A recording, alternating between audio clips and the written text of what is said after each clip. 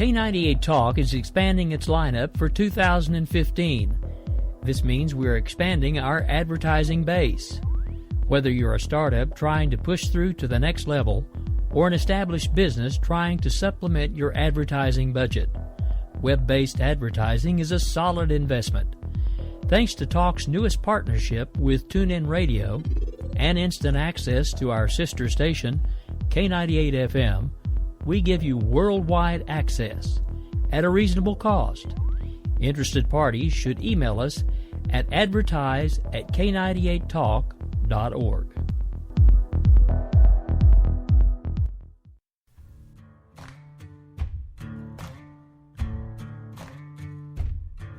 K98talk.com, a leader in internet radio.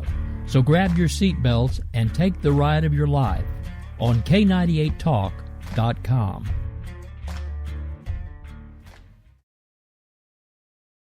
In these uncertain economic times, you've got to do whatever you can to save money. One of our biggest expenses can be our cars, especially when unexpected repair bills hit. Not anymore. If you own a vehicle with less than 130,000 miles, is less than 12 years old, has a warranty about to expire, or even no warranty at all, you could stop paying for car repairs. Roadside assistance, towing, and rental coverage are all included. Don't wait for the next repair. Make one free call right now to see if you qualify. If your vehicle is less than 12 years old, has less than 130,000 miles, even if it's out of warranty, paying for car repairs can become a thing of the past. Call us right now and get your car protected before your next repair bill hits. Get protection and no more repair bills. Call 800-696-1030. Again, 800-696-1030. That's 800-696-1030. 800-696-1030.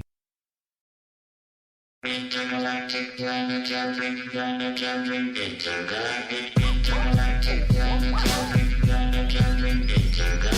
Welcome to the podcast you've always wanted. It's The Right Angle with Bill and Leslie.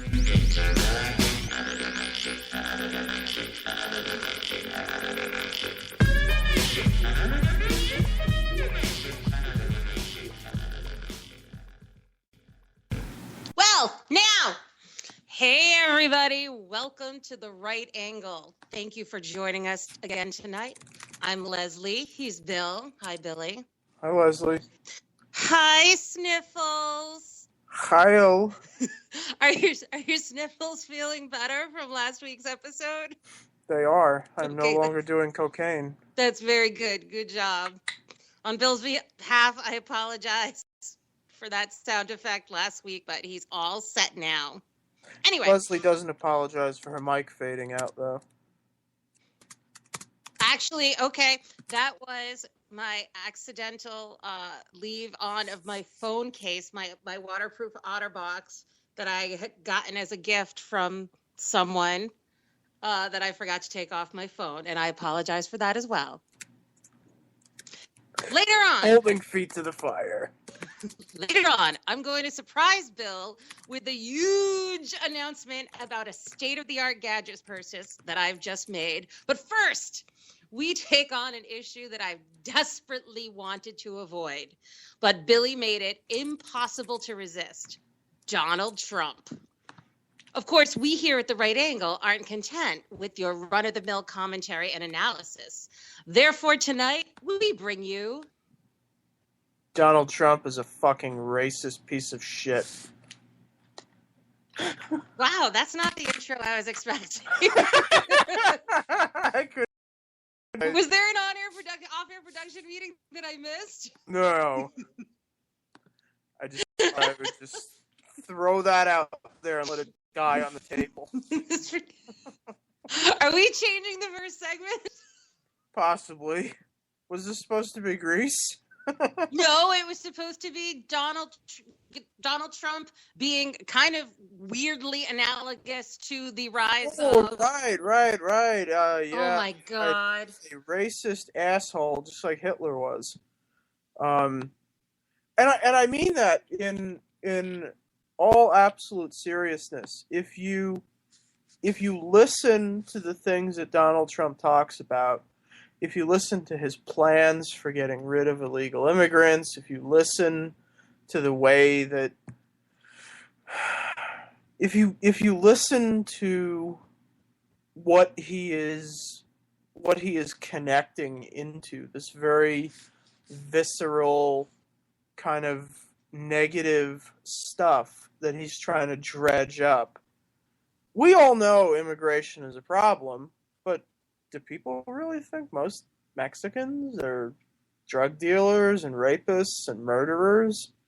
I don't. Do you? No. Okay. So there's at least two people that don't think that. Yet he says it. So what's the reason for it? Well, because Donald Trump doesn't really have anything, much like Hitler in 1938. He doesn't really have anything to stand on, right? I mean, they're both short men with really crappy hair. He's short? I don't know. He's fairly I mean, he's 5'8". Okay. It's Tom Cruise height. Actually, he's taller than Tom. No, I'm taller than that, so that counts. Anyway, the point is that they're both sort of sociopathic, megamaniacal little men who really can't speak to any issues, but they know that people are pissed off about a lot of stuff. And so what he's doing is... Rick is 5'8". Oops. Wears it well, I suppose. You'll get no sympathy from Billy. At least minus the extensions, the Timberland shoes, you are still taller than Tom Cruise. There you go. No, he is tapping into something really, really, really disgusting. I don't know if he is necessarily like Adolf Hitler, and I wouldn't presume to go that full Godwin on it, but if you look at the people that show up to these rallies, man, I mean, do you see these people? There's, and now it's not all of them, it's not 90 or 100% of them, but it's like a good 35 or 40% of them. What are they doing? They're spitting on people. I saw a guy, I was watching, I think it was a Young Turks video of all things. And, of course, they capture the sleaziest of the group. Right. Yeah, and that's another point Rick just made, is that he actually pays a lot of people to show up for him. So maybe those are all the decent people that show up, are the ones that he pays. But maybe then the others are just the fanatics. Yeah. But you get so I've seen video footage, at least one video. I will have to endeavor to go back into YouTube and dive through the hellhole that is videos of that rally with Trump and Arpaio. Mm-hmm. But there was a video of a family, and it was a family unit. It was a mother and two children and a father, I presume. And they're yelling at these immigrant counter protesters, and the father spit on the Latino father and called him a spick. Mm-hmm. I mean, what the fuck is that? Right. You don't see these things at Ted Cruz's rallies or Marco Rubio's. This guy is catering to the angry man. He's not catering to the Hitler had a lot of really great ideas in the early 30s. They were just going to relocate the Jews. They were going to build walls. They were going to relocate them. They were going to put them someplace else. That never actually happened. Right.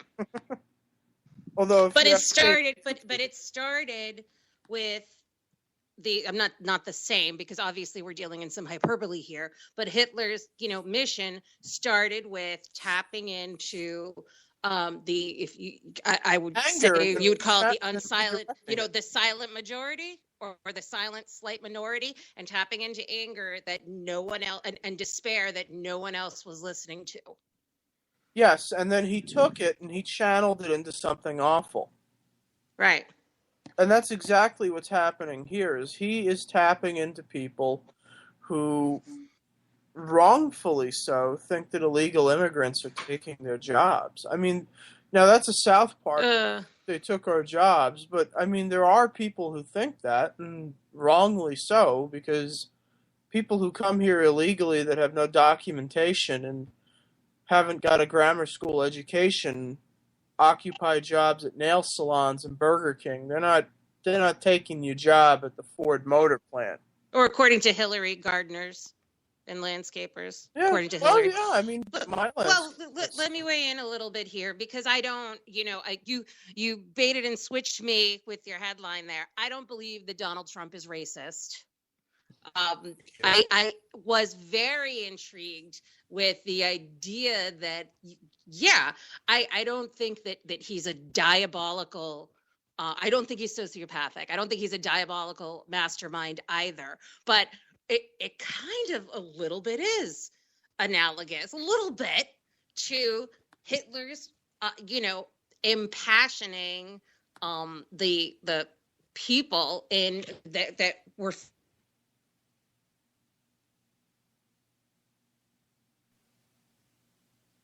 I think we lost Leslie. Hello, I'm back. Sorry, hit button. People that were NSA, you bastards, that were feeling very, very desperate and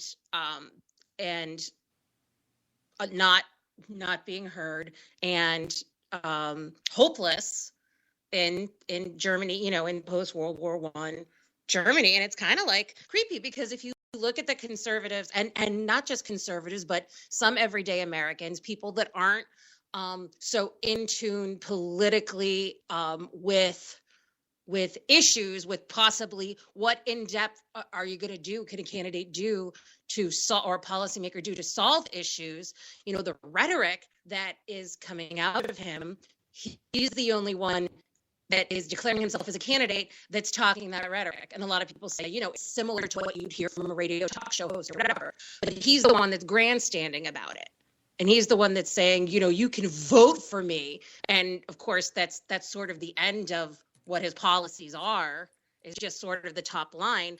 But people are just so sick of being run over by a progressive culture that it is tapping into some real anger.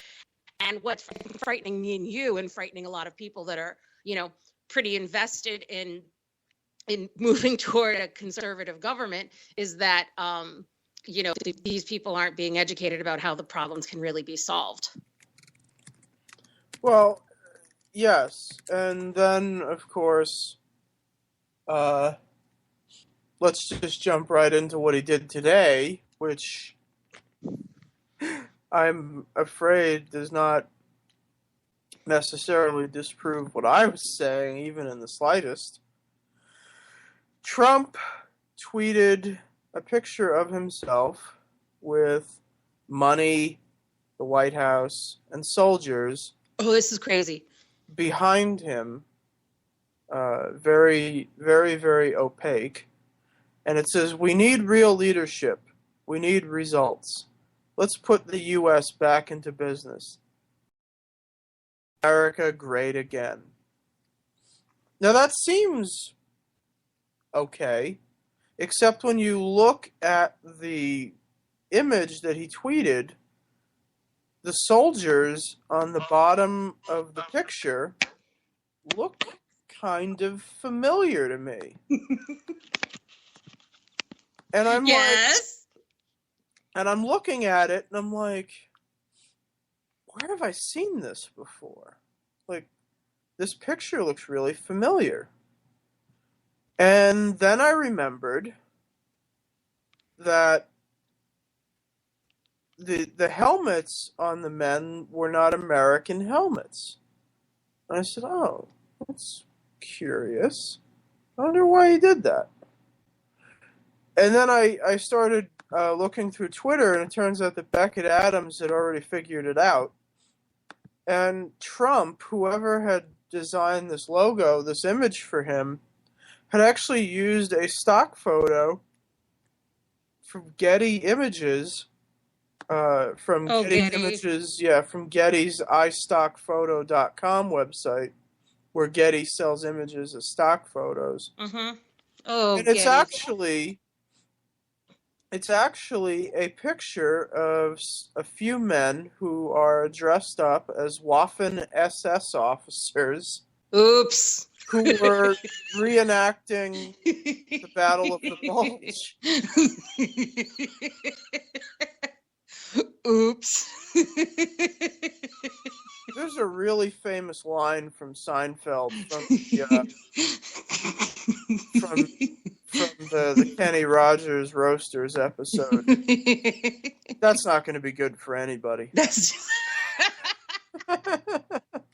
Like, I just looked Oh at my that, God. and once all the pieces fell into place, the first thing I said was, I was like, "Oh, that's not going to be anybody. good for anybody." Well, and it's just and what's the first thing I told you? Hey, perfect timing. You know what's really odd is that as I comb through websites, conservative websites on the internet, there are a few who actually did run this story, probably because they hate him. What story? The picture story? Yes. Okay, yeah. There are numbers of comments from people that are just absolutely bizarre. I'll read a couple of them. Okay. First of all, they don't look like Nazi soldiers. Second, they look like fake weekend warriors like a faggot intern might have selected. That's one. Uh-huh. Yeah, the Confederate flag or white privilege. Look out for that squirrel. They're implying that it doesn't matter. Okay. But there's no Confederate flag, obviously, in the image. Yes. Yeah. Let's see. Well, while you're looking, that's the other thing I was going to mention is this, he has become, for these certain supporters, like very much the cult of personality that Sarah Palin remains, and that, to the detriment of the nation that Obama was and is. And obviously not as many fanatical supporters like that, but you got them. This is by far my favorite one. It's a damn shame you guys don't do any research. This type of helmet was issued in the U.S. Army from the 1980s to 2000s. I don't see why. This is why I don't come here anymore. You people need to wake up. This is not a Nazi helmet. Now, in this blog's defense, I'm not going to say which one it is. In this blog's defense, they posted the fucking tweet and the stock fucking photo that I found. With each other, and it is clearly a Nazi uniform. It's clearly a Nazi fucking uniform. I just want to say something. It's an American helmet. Do you know how I recognize Nazi helmets? How? I figure out if they look like Darth Vader or not. Yeah, actually. The only way I do, that's the only thing I can do. I'm not a military historian. I'm like, okay, does that look like Darth Vader from the back? Nazi. I'm right, right? What kind of scares me is that, now I know that, commenters on the internet don't represent a large portion of anything in the world. Mistakes happen. Big fucking deal. Well, that's... So proud gay Nazi reenactors. What does that mean? I don't know. I think they're trying to say gay people. Yeah, but that's the thing. It's like very much like fanatical leftist fans, even of Hillary. What has she accomplished? Why are you going to vote for her? Why are you defending her? She did create Because jobs shut up. in Benghazi. Right. Yes, indeed. But you know what I'm saying? There's no logic behind it. There's the visceral emotion that's driving this fanaticism. And here's what really bothers me about it. I know some people personally, and I'm related to some people personally who are very conservative, but they got pretty turned on by Trump's announcement and by his appearances, recently, before and after. They got quite turned out. Like, what do you think of Trump? I'm like, nothing. I'm like, I think I've been to his casino, and this is what's really alarming me, because I'm saying this for the benefit of the listeners, because you already know this. I'm not an election or campaign commentator. I really don't like talking about candidates at all, and I don't really like thinking about them at all until you're narrowing down any electoral field to like 2 or 3 candidates. You gotta admit, this shit's pretty funny. Well, that's the thing. So now, because we're talking about this on the show, because I couldn't resist, when you're like, hey, God wins the law, look at this. I'm like, oh my God. And I couldn't resist. Now I start having to look at Trump. Thank you. He's not conservative at all. And I was kind of appalled. I'm like, wait a minute, total crony businessman, not even a good crony businessman. And I'm going to name drop a lot of our friends at National Review here. And I'm going to give a couple of quotes, because wow. He's not even a good crony capitalist, opposed to free trade, was was pro-choice until very recently, and then he evolved. He despite his hard line on immigration now, that wasn't his position until very recently. Hated President Bush, said he was evil and the worst president in history. Was very excited about the election of Obama. Wait, go back on that one. What was that? President Trump literally said that President W. Bush was evil. Oh, and Bush has been so bad, maybe the worst president in the history of this country. Well, George Bush's grandfather might have sold guns to the Nazis, but Donald Trump marched with them. So I'm not sure what's Donald worse. Trump put him on his campaign flag. I leave it for you to figure out which one is worse. We report, you decide. Yeah. There's healthcare. Was a proponent of single payer healthcare like Canada.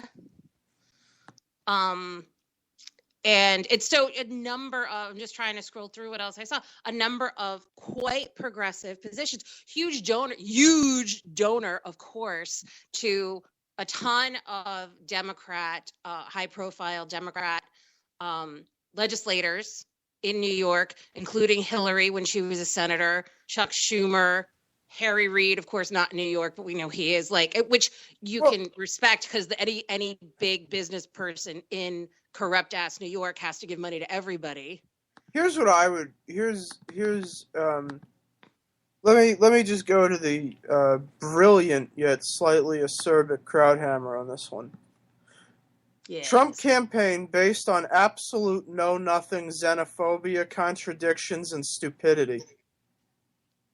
Say that 5 times fast. Look, I do think it's overkill to actually analyze all of his stupid ideas. The contradictions were flying around that room every second. You could give a logic class just analyzing what he said and did wrong, but his thesis is this, and I do think it has some resonance. All of our troubles are caused by the Mexicans, the Chinese, the Japanese, the Saudis, and others. Basically everybody but white people. I'm going to exact tribute from all of them. He said, entitlements. I won't have to cut entitlements. The Chinese will fund our entitlements. How? I'm right. I'm the author of The Art of the Deal. Trust me. I'll make the deal. And I'll make the Mexicans pay for and build the wall. I'll make the Saudis empty their treasury to support our infrastructure. Look, this is a campaign that's run on absolute know-nothing xenophobia. It's not American productivity. It's not American troubles internally. It's not our deficits. It isn't our debts. It's not entitlements. None of it is our fault. We've been robbed. And because I know how to negotiate, I will stop the robbery. And that's Crowdhammer basically quoting and then paraphrasing Trump, right? Yes. Yeah.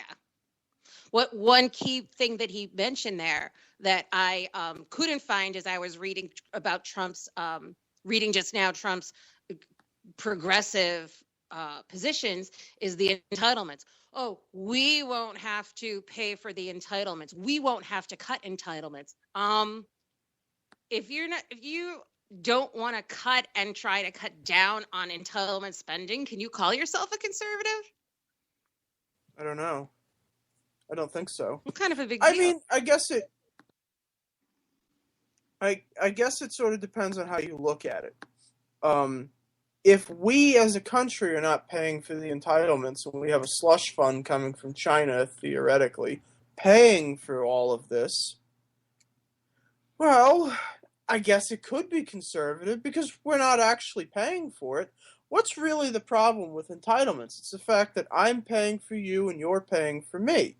But if the Chinese are paying for it, well, then who the fuck cares?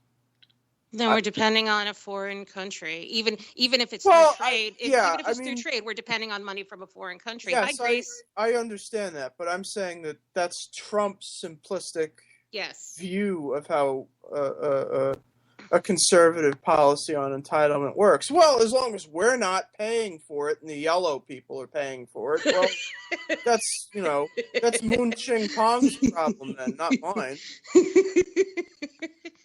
Okay, speaking of Krauthammer, this is another reason why I would have sex with him if I could.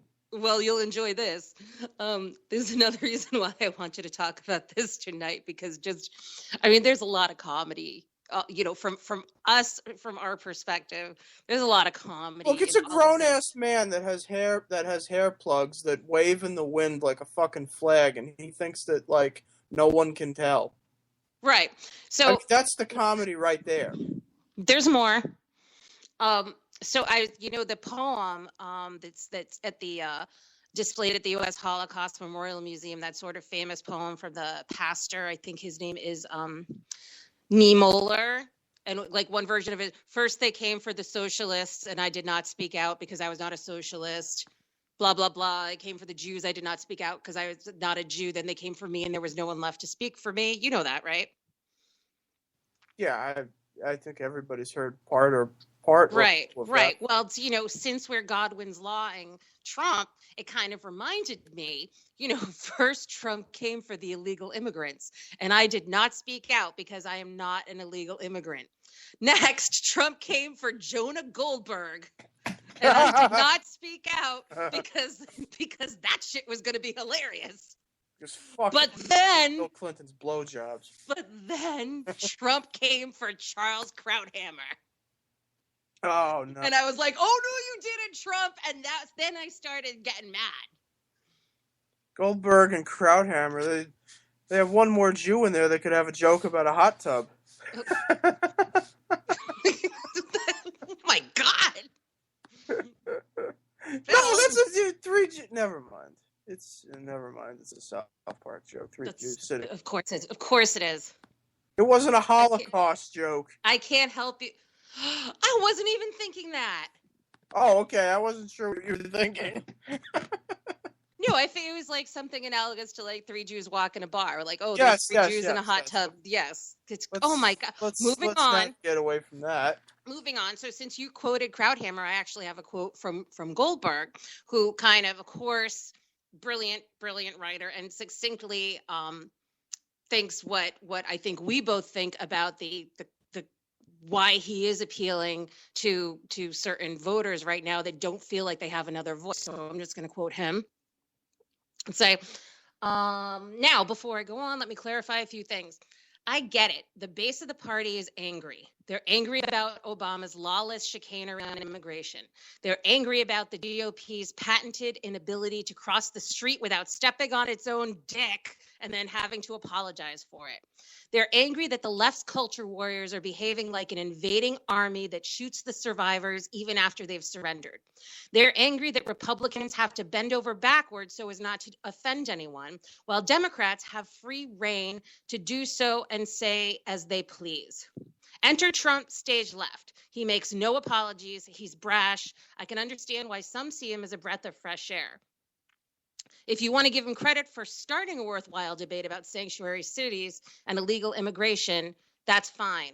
I think that argument is way overdone, but certainly reasonable enough. And he goes on, of course, he goes on to say, okay, you really still need help if you like him. But I thought that was a really good encapsulation of why people are turned on by him. I don't want to be turned on by Donald Trump. No, I just want to repeat, the thing about Donald Trump that should just make us all laugh is that he's a grown man whose hair looks like it should be saluted in the wind. I mean, he just looks like an asshole, and he's too stupid to understand that. And I gotta tell you what makes me laugh about him. That's what makes me laugh. I gotta tell you what makes me laugh about him, because I don't even care about the hair. Just tell us when we come back from the break. Would you like to take us out, Bill? No, that's okay. You can.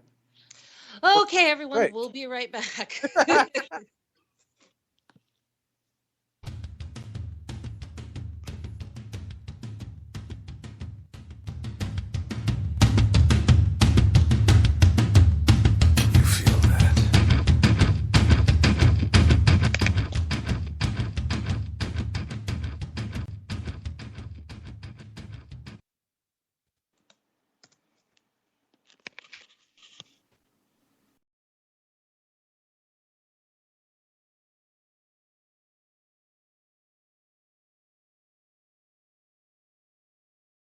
In these uncertain economic times, you've got to do whatever you can to save money. One of our biggest expenses can be our cars, especially when unexpected repair bills hit. Not anymore. If you own a vehicle with less than 130,000 miles, is less than 12 years old, has a warranty about to expire, or even no warranty at all, you could stop paying for car repairs. Roadside assistance, towing, and rental coverage are all included. Don't wait for the next repair. Make one free call right now to see if you qualify. If your vehicle is less than 12 years old, has less than 130,000 miles, even if it's out of warranty, paying for car repairs can become a thing of the past. Call us right now and get your car protected before your next repair bill hits. Get protection and no more repair bills. Call 800-696-1030. Again, 800-696-1030.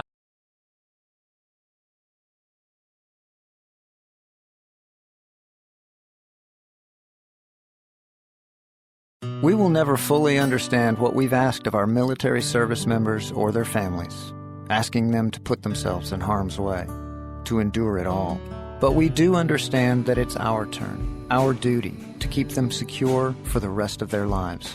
Wounded Warrior Project long-term support programs help our most severely ill or injured veterans live independently, at no cost, for life, so that they might stand at ease. Join us at findwwp.org.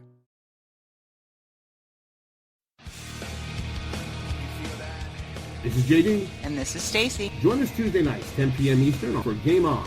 Remember, lock up the children and the old folks. Game On, the home of libertative conservatism. Where no one is safe, and no one is spared, not even the hosts. Oh, that was supposed to be a spin cycle. I'm sorry. Yeah, that's okay. We love you anyway. Right round, baby. Self-monitoring right Ebola radio strikes again. Anyway. Anybody see the host monkey? Today. Where's the host monkey? Where's the host monkey? For God's sake, I need an antidote. Just do your rant. Let's pop out of the segment. Find us on Twitter at JD and Stacy. You're listening to K98Talk.com.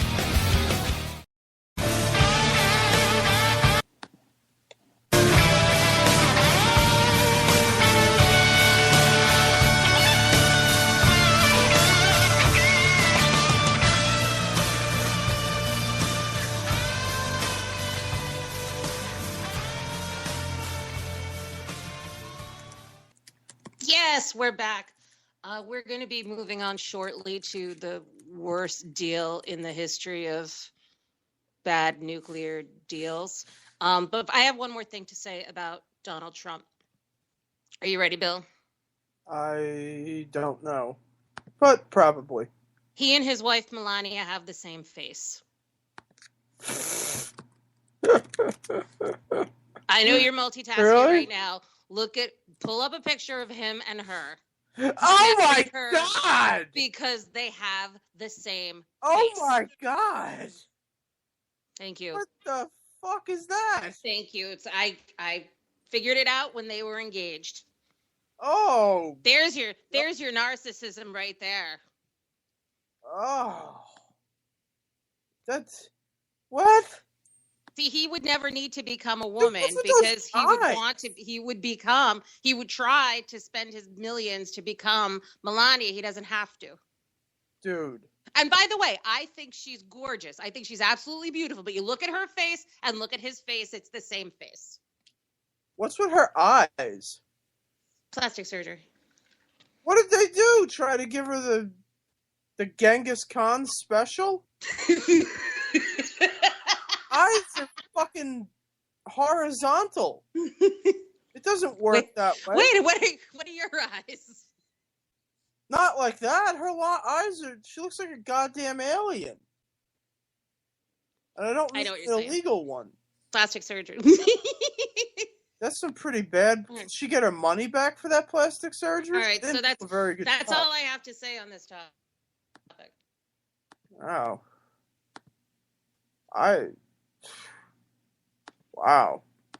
Just those eyes are bugging me out. All right. So what's going on in Iran? How long until they get the bomb? Oh, I don't know. Whenever they want, really. Pretty much, right? Yeah, I mean, we keep giving them concessions. You know, one day that we say, well, you can only have, 90 ounces of uranium. And then they go, well, we're not accepting that. So then, we go, well, okay, you can have 200 ounces of uranium. We need 85 centrifuges. Well, you can only have 12. Yeah, okay, you can have 85.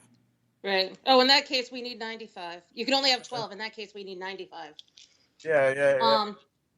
Did you read the deal? And was that I text did. that was leaked? Was that real? I don't know. I hope it was real, because otherwise somebody spent a stupid amount of time making a 400-page document. Mm-hmm. I mean, I hope it was, because somebody wasted a shitload of time doing that if it wasn't. Yeah. I didn't know. I have not read it, mostly because I have to be really honest. I really don't care. Like, they're just gonna get a bomb now. It really doesn't matter. They really just are. So it really doesn't matter whether we comb through this fucking stupidly long, verbose document looking for whatever, because they're going to get it. I thought you were going to say it doesn't matter if we comb the desert trying to inspect their centrifuges. Comb the desert. Did you find anything? No, sir. We ain't found shit. How about you? We ain't found shit. He's got a giant afro pick.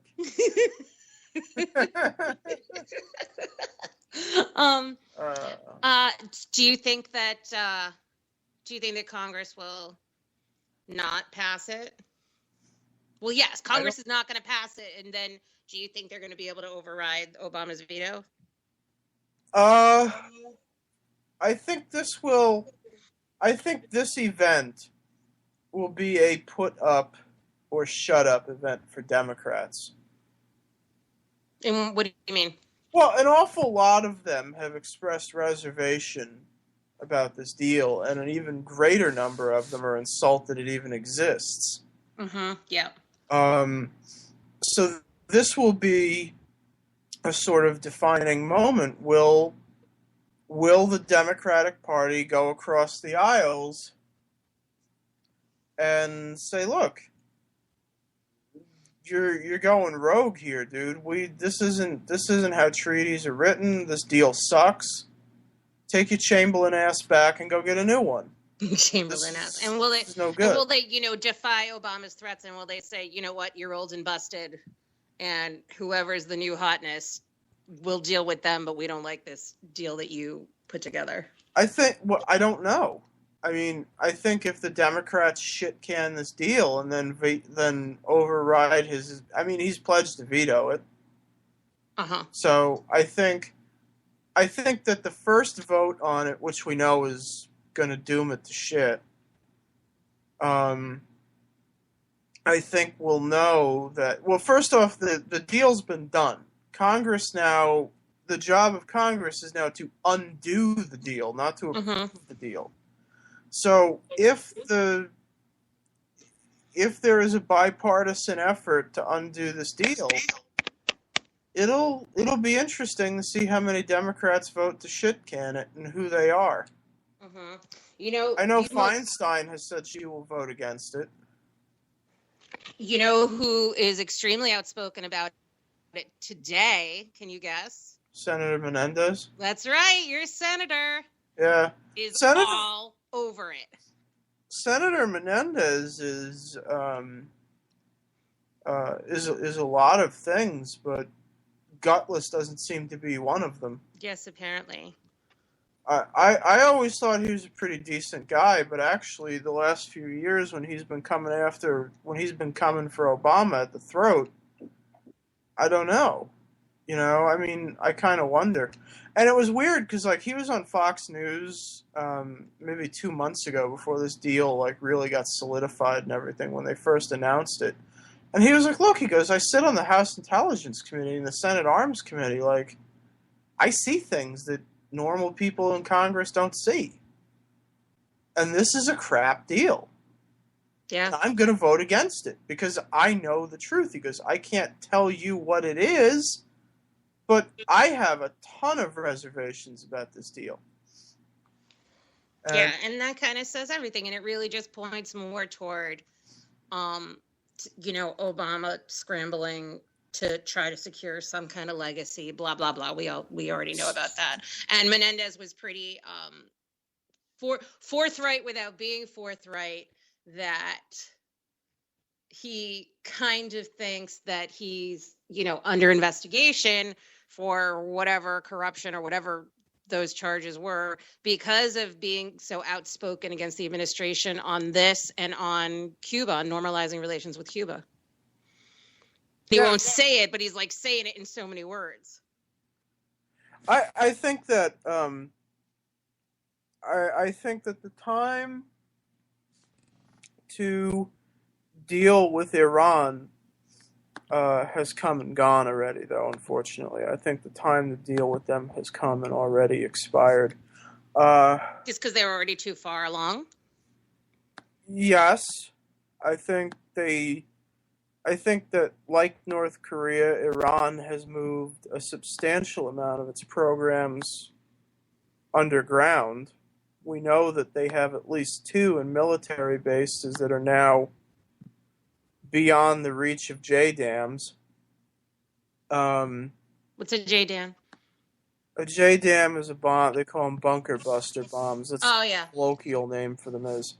They go down. They penetrate through surface and rock and mountainous areas without exploding, and they go down a certain depth and then they explode. That's usually how you would hit something like this, but they're way beyond the reach of JDAMs now, I think.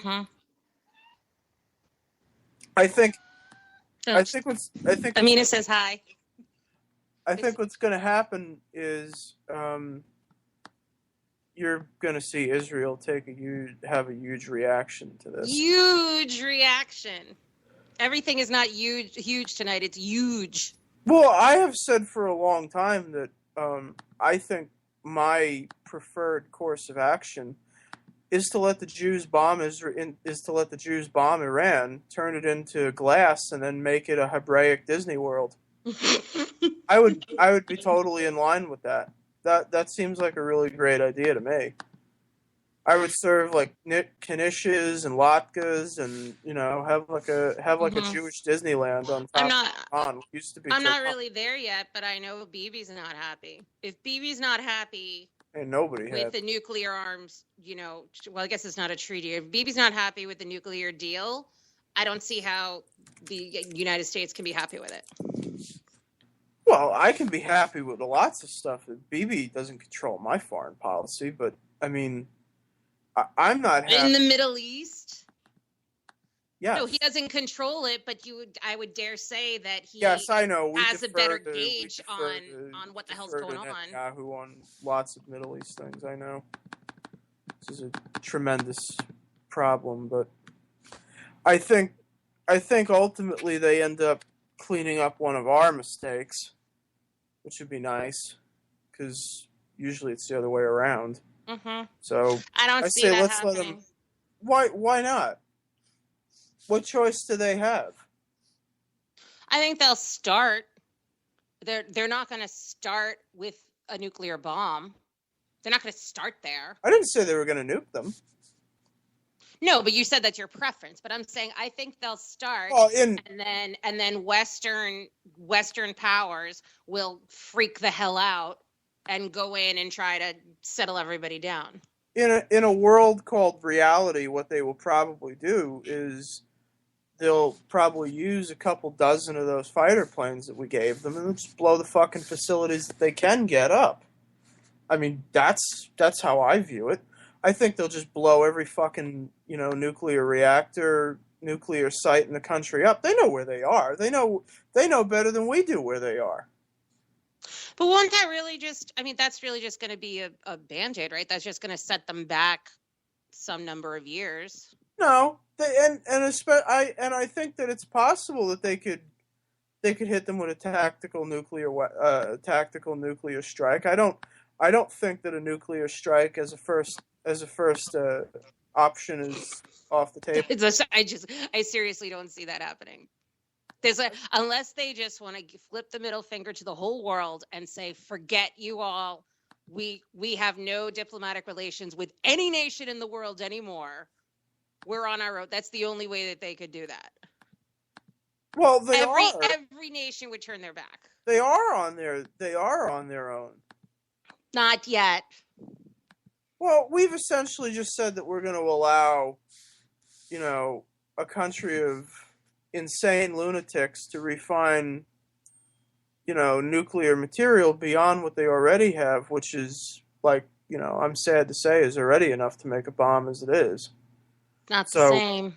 No, I agree with you, but it's not the same as Israel saying, F you all, we're gonna bomb Iran right now. Even if it's tactical. For a nation, a recognized nation to, a recognized nation in the United Nations to actually deploy a nuclear weapon against another nation, that's a worldwide game changer. I would be in favor of it. Yes, I know. I mean, from a literal standpoint, I would be in favor of it. I know. I think that people who would take nuclear weapons and use them to terrorize other people, terrorize countries, terrorize a religion or an ethnicity of people,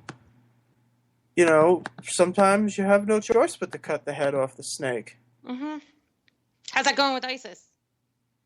Well, it hasn't gone well with ISIS because they haven't done that. Yes, I know. You have to actually grow some balls and do that. Yeah, we have to talk about that again soon. Those assholes. What I want to talk about is why is a private citizen being briefed on the matters with regard to... Oh my God! Yes! Let's talk about this as soon as we come back from the break and make sure we have time for Who Knew. We definitely have to talk about that part. So we will be right back.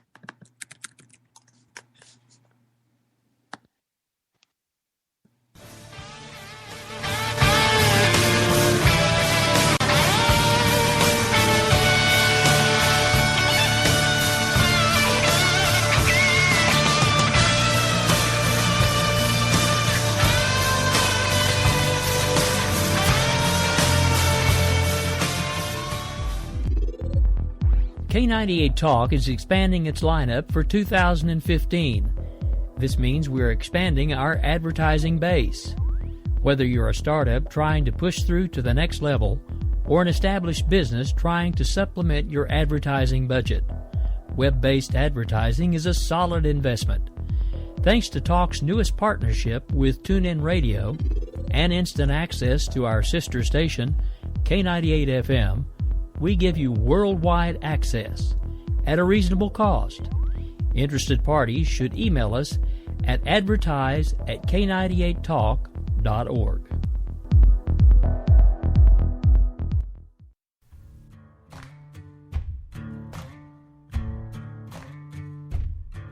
K98talk.com, a leader in internet radio. So grab your seatbelts and take the ride of your life on K98talk.com.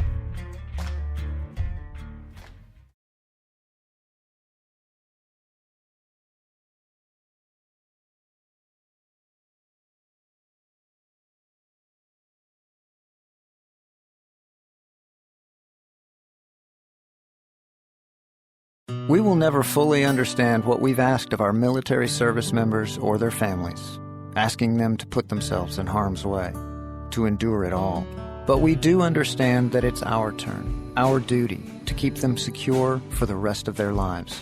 Wounded Warrior Project long-term support programs help our most severely ill or injured veterans live independently, at no cost, for life, so that they might stand at ease. Join us at findwwp.org.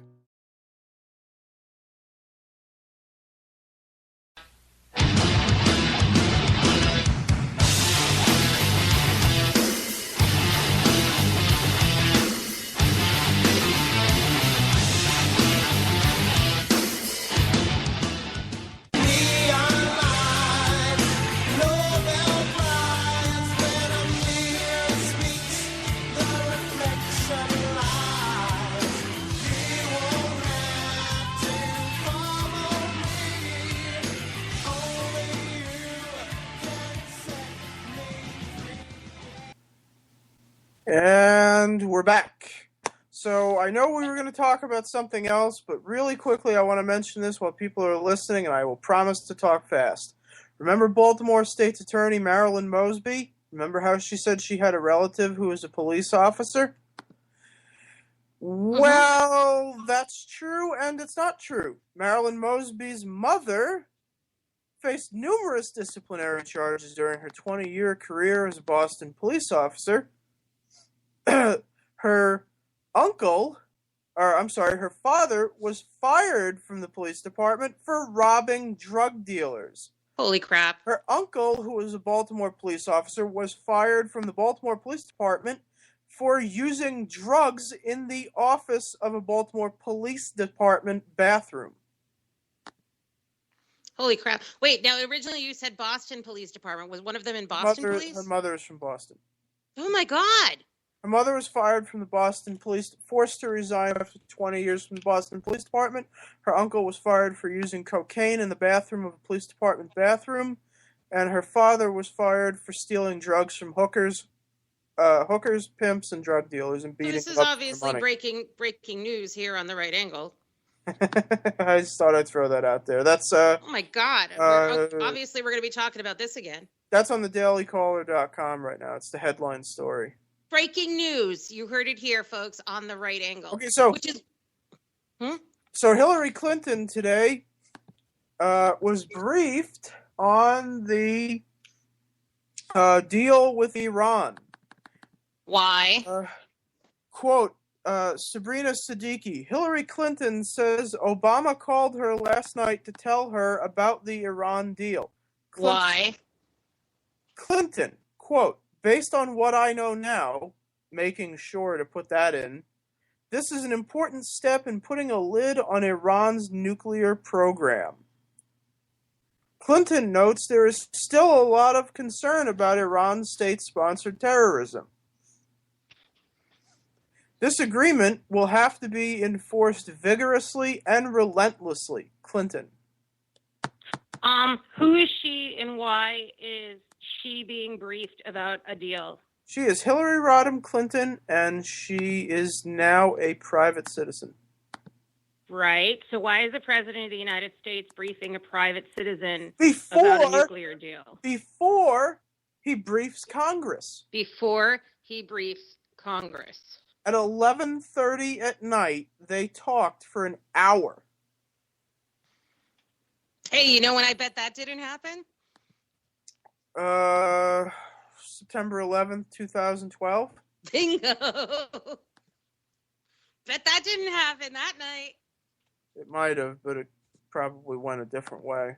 It was probably less information. We have a problem, Fredo. Yeah, so that's gross. Private citizen. Yeah, so the president of the fucking United States is calling a private citizen who no longer works in government life and briefing her on a deal before Congress finds out about it. Okay, that's just, well, because the same rules don't apply. Yes, this is true. Okay, who knew? Sorry, you ready? Yes. And now, on the right angle, it's Who Knew? Also known as... I shit you not. The cashier, I really like to watch Seinfeld, and I thought this is a really cool piece of trivia that I like to throw at people. She didn't know about this before I told her, and I'm sure no one listening does either. The cashier in Monk's Cafe, the diner where they eat all the time, has appeared besides the normal cast, has appeared in more episodes of Seinfeld than anyone else in the history of the show's 9-season run. Yes, I love this. Who knew? The cashier's name in the show is Ruthie Cohen, which coincidentally is the actual name of the woman who plays the character. Ruthie Cohen. Wait, is that a coincidence, or they just kept her real name? They just kept her real name. Okay. I got two more that I can fit in here. Okay, that's not what he said. Go ahead, hurry up. In the episode where they go to the Devils hockey game, the attorney who gives Jerry the tickets is named Alec Berg. Remember, he does that joke? He says, "You have a great name for porno, Alec Berg." Remember that joke? Yeah. Alec Berg is the executive producer of Seinfeld, and he's Larry David's cousin. Okay, there you go. So they used that name for the character. Because it's a great porn name. Yes, it is. There's also another really great character named Joe Davola. You remember Crazy Joe Davola? Crazy Joe Davola, yes. Yeah. The Pagliacci. Pagliacci, yeah. Crazy Joe Davola is actually the name of Larry David's best friend from college, who happens to be an executive at NBC, and they named the character after him because they used to say that he had a weird inflection. That's the best one after all, because if he's an executive at NBC, he probably is crazy. He's an actual executive at NBC, and they based the character. They chose the name to honor the Larry David's friend, Joe Davola. You can actually go and look. Very good, Bill. These are very good. Who knew? Before we sign off, we obviously don't have time to talk about my gadget corner, my brand new gadget, but me being the late technology adopter and you being the early adopter, I bought a new flat iron. What? And for those who are in the patriarchy, a flat iron is what a person uses to style their hair if their hair is curly and to style it straight. So it's analogous to a curling iron, but that thing that looks like a stapler? Yes. That's and called? It's brand new, and it's friggin' state of the art, and it's replacing my other one that's 10 years old. And I thought it was appropriate because there's a microcomputer in it, there's a microprocessor in it, and it almost talks to you. And I thought, since we're talking about Trump, I thought I would discuss it, but we don't have time, so we'll have to come back on our next episode of The Right Angle. Where can everybody find you, Bill? Defend Wall Street on Twitter, but don't find me. Don't find him. I am LA Dowd on Twitter. You can hear me recorded in some other places that you should already know because you should be listening to us every week. And you can find us on SoundCloud and iTunes. Thank you very much to our producer, Ricky. Every day is a good hair day, Robinson, and K98 Talk and Politainment Network. And we will see you next week. Living on the